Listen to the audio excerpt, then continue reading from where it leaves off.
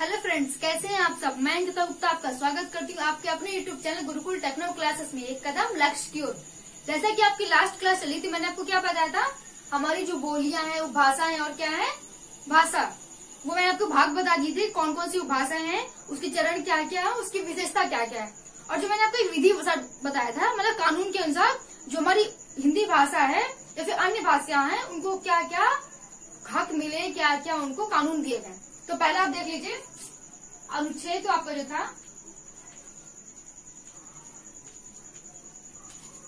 343, जो अनुच्छेद हमारा 343 था, उसके अनुसार जो हमारी हिंदी भाषा को राजभाषा कहा गया। क्या कहा गया? राजभाषा। अनुच्छेद 343 के अनुसार हमारी हिंदी भाषा को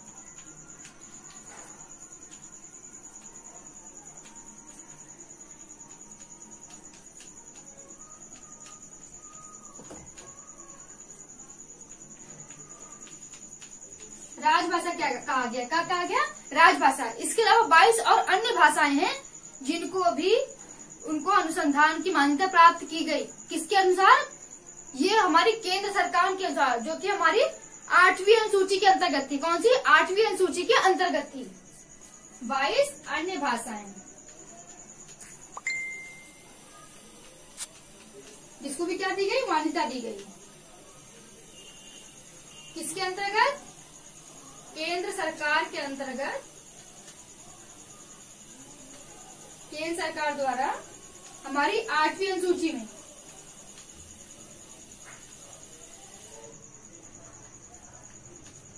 तो दोनों पॉइंट समझ में आ गया आपको। जो हमारा अनुच्छेद 343 है, उसके अनुसार जो हमारी हिंदी भाषा है उसको राजभाषा का अधिकार दिया गया, विधि प्रदान की गई। और दूसरा आपका क्या हो गया, जो 22 अन्य भाषाएं थी उन्हें केंद्र सरकार के स्तर पर उन्हें भी हक दिया गया राजभाषा का। किसका दिया गया? राजभाषा की, जो कि हमारी 8वीं अनुसूची के अंतर्गत थी। अब आपका तीसरा पॉइंट क्या आता है, जो राज्य थे वो भी राज्य स्तर पर भाषाओं को मान्यता दे सकते थे। क्या कहते थे? मान्यता दे सकते थे।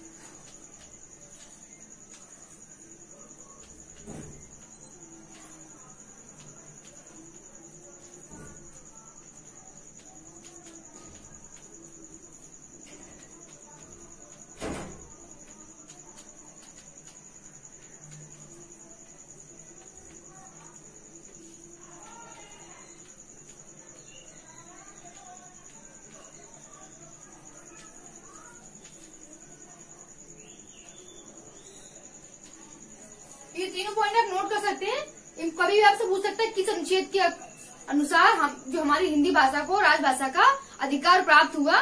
जो 22 अन्य भाषाएं, किसके द्वारा इनको राजभाषा का अधिकार प्राप्त हुआ, या फिर जो अन्य राज्य सरकार द्वारा क्या भाषाओं को उनका अधिकार मिलता है, राजभाषा का अधिकार प्राप्त होता है या नहीं, ये आप नोट कर सकते हैं।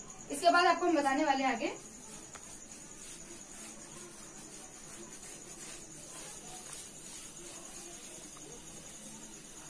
सन 1927 में जॉर्ज गिब्सन, उन्होंने क्या किया था, हमारी हिंदी भाषा की बोलियों को क्या किया था, भाषा का और बोलियों का जिक्र किया था। 1927 में जॉर्ज गिब्सन ने हमारी हिंदी की भाषा और बोलियों का जिक्र किया। उन्होंने क्या बताया, देखिए नोट कर लीजिए।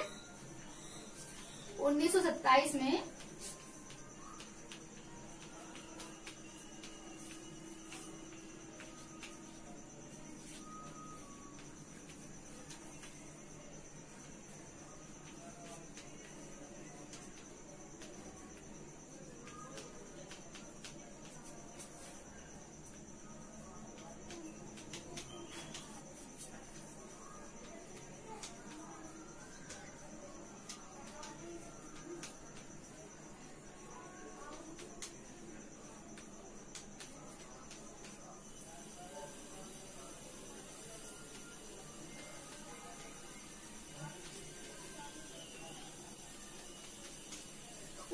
जो हमारी बोलियां थी, कितनी थी बोलियां?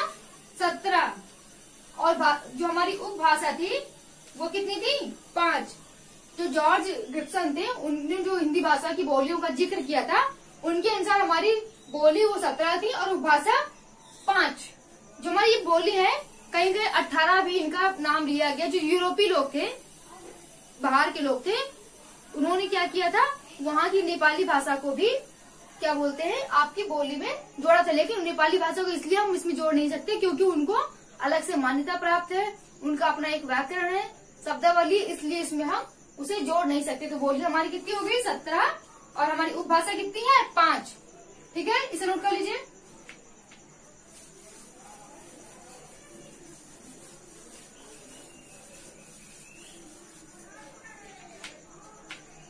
नोट करते जाइएगा, कोई भी पॉइंट आपको छूटना नहीं चाहिए।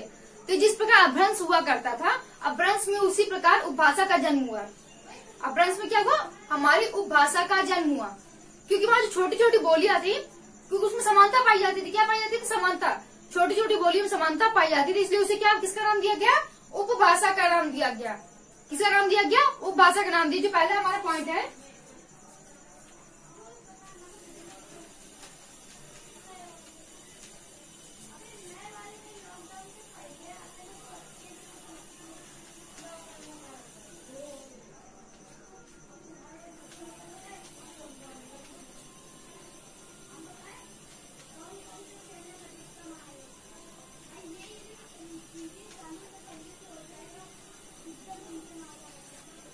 सर्वप्रथम ने आपको सौरसेनी अपभ्रंश बताया था, आपकी पिछली क्लास में बताया था कि सौरसेनी अपभ्रंश आपका किसके पास का है, मथुरा के आसपास का। कितना पास का इलाका है, ये सौरसेनी अपभ्रंश हमारा मथुरा के आसपास का इलाका है।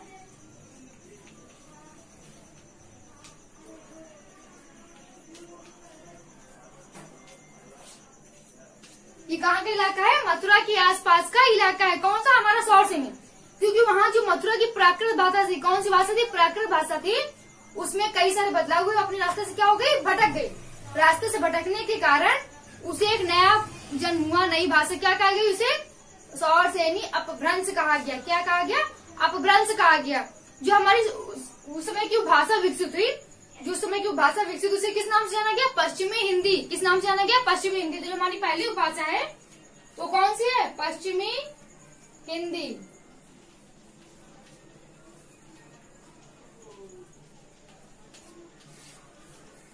पश्चिमी हिंदी कैसे, जो उस समय की हमारी प्राकृत भाषा थी, वो जो अपने रास्ते से भटक गई, तो उसे अपभ्रंश कहा गया। क्या कहा गया, अपभ्रंश कहा गया। सौरसेनी के अंतर्गत आता था, जिससे हमारी एक उपभाषा थी, उसका क्या हुआ, विकास हुआ। उसे हम किसके नाम से जानते हैं, हमारी पश्चिमी हिंदी के नाम से जानते हैं। और जो हमारी पश्चिमी हिंदी है, इसकी हमारी 5 बोलियां हैं। कितनी बोलियां दोस्तों, 5 बोलियां। जो हमारी पश्चिमी हिंदी है, इसकी 5 बोलियां हैं। नोट कर लीजिए।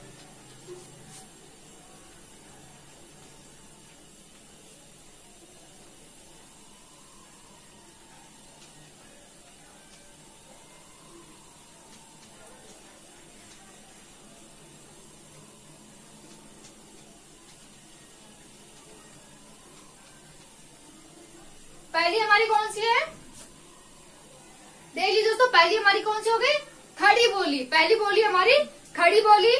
दूसरी है ब्रज भाषा। दूसरी कौन सी है, ब्रज भाषा।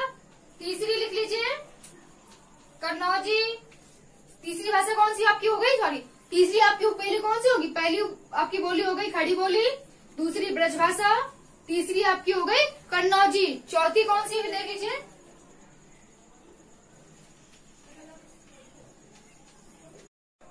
तो हमारी चौथी भाषा कौन सी होगी, हरियाणवी। कौन सी है, हरियाणवी, जिसे हम किसके नाम से जानते हैं, बागुरु के नाम से भी जानते हैं। किसके नाम से जानते हैं, बागुरु के नाम से। दोस्तों हमारी 5वीं जो बोली है पश्चिमी हिंदी भाषा की 5वीं बोली कौन सी है, बुंदेली। कौन सी है, बुंदेली।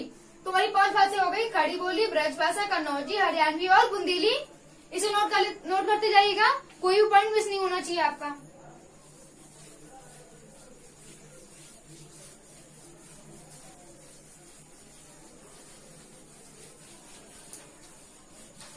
कुछ पॉइंट है जो आपकी बार बार रिपीट हो रहा है, जैसे कि आप अपभ्रंश हो गया, कुछ काल हो गए, वो बार बार रिपीट हो रहा है, जिससे वो चीज आपके दिमाग में एकदम सेट हो जाएगी कि अपभ्रंश कहाँ से, मथुरा के आसपास का आपका सौरसेनी अपभ्रंश है, उसकी उत्पत्ति कैसी, ये चीजें आपको रटती चली जाएंगी।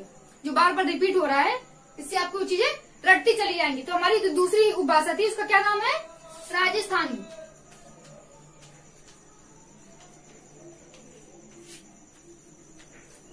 हमारी दूसरी भाषा कौन सी है दोस्तों, राजस्थानी हिंदी। जो हमारी दूसरी भाषा हो गई राजस्थानी हिंदी। इसकी कितनी बोलियां हैं, 4 बोलियां हैं। इसकी कितनी बोलियां हैं, 4 बोलियां हैं।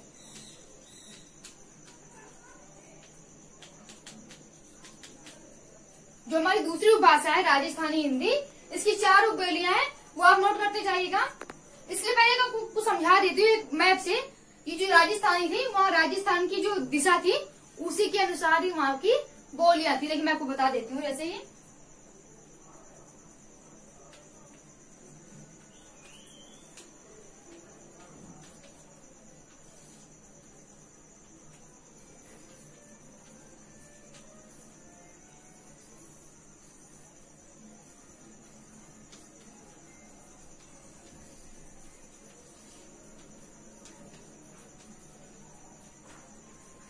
तो जो हमारी राजस्थानी हिंदी थी, वो राजस्थान में दिशाओं की, जैसे आपकी दिशा है, उत्तर में कोई दूसरी भाषा चलती थी, दूसरी बोली चलती थी, दक्षिण में कोई दूसरी बोली चलती थी, आपके पश्चिम में कोई दूसरी बोली चलती थी और पूर्वी में दूसरी बोली चलती थी। तो राजस्थान में ये उनका विभाजन किया गया। तो आपकी जो पहली बोली है, लिख लीजिए, जो पहली बोली आ गई आपकी जयपुरी। ये कहाँ बोली जाती थी? पूर्वी में। कहाँ बोली जाती थी? पूर्वी में।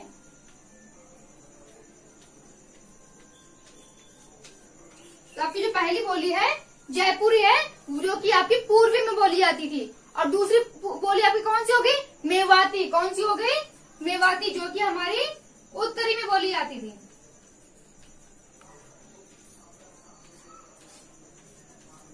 पहली बोली आपकी जयपुरी हो गई, जो कि पूर्वी में बोलते थे, और दूसरी भाषा आपकी हो गई मेवाती, जो कि उत्तरी में बोलते थे। और जो हमारी पश्चिमी में थी, वहां पे कौन सी भाषा का प्रयोग किया जाता था? मारवाड़ी भाषा का प्रयोग किया जाता था। किसका? मारवाड़ी का।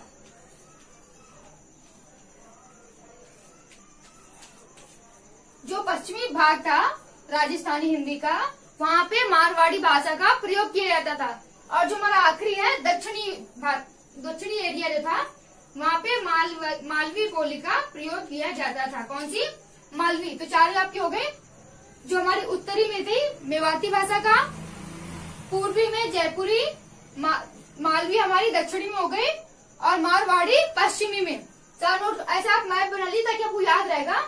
जबकि जयपुरी थी पूर्वी में, मेवाती उत्तरी में, मालवी दक्षिणी में और मारवाड़ी पश्चिमी में। ये 4 भाषाएं हो गई।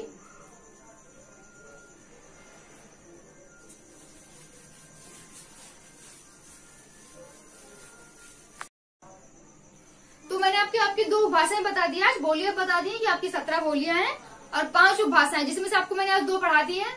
आपकी पहली कौन सी थी? पहली आपकी थी पश्चिमी हिंदी और दूसरी राजस्थानी हिंदी। 2 बोलियां आपकी हो गई हैं, 2 उपभाषाएं आपकी हो गई हैं। जो आपकी बची हुई है 3 उपभाषाएं हैं, वो आपको मैं आपकी अगली क्लास में पढ़ाने वाली हूँ। तो जो भी इसमें आपको बात ना समझ में आई हो, आपकी भाषा से रिलेटेड बोली हो गई, या फिर आप कुछ भी पूछना चाहते हैं, उपभाषा हो गई, हिंदी, कुछ भी पूछना चाहते हैं, कमेंट बॉक्स में कमेंट कीजिए। जो भी समझ में नहीं आया आपको दोबारा रिपीट बताया जाएगा। प्लीज चैनल को लाइक कीजिए, सब्सक्राइब कीजिए, शेयर करना बिल्कुल मत भूलिए दोस्तों। ये बात ध्यान रखिएगा, अपनी क्लास को ज्यादा से ज्यादा शेयर करना है आपको। तब तक के लिए घर पे रहिए, सेफ रहिए। Okay, thank you.